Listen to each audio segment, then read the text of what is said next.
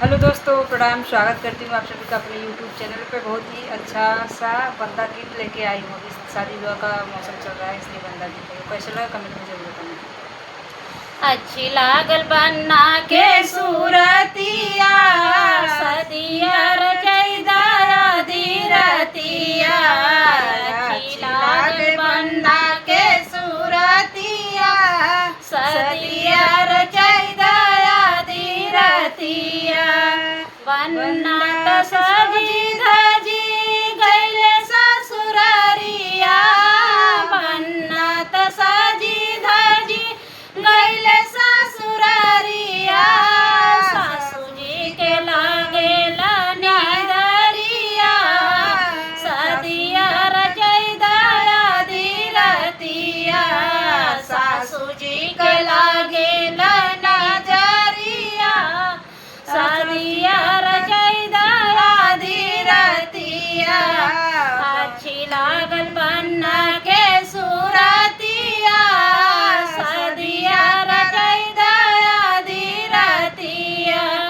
सजी धजी के दुल्हन गइले ससुरारिया, सजी धजी के दुल्हन गइले ससुरारिया।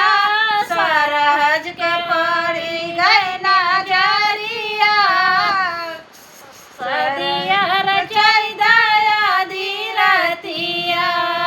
सरहज के पड़ी गई नजरिया, सदिया रचैदा धीरतिया। अच्छी लागल बन्ना के सूरतिया, सदिया रचैदा धीरतिया। बन्ना त सजी धजी गइले ससुरारिया, बन्ना त सजी धजी गइले ससुरारिया। साली जी के लागेला निदरिया, सदिया रचैदा धीरतिया। साली जी के लागेला निदरिया, सदिया रचैदा धीरतिया।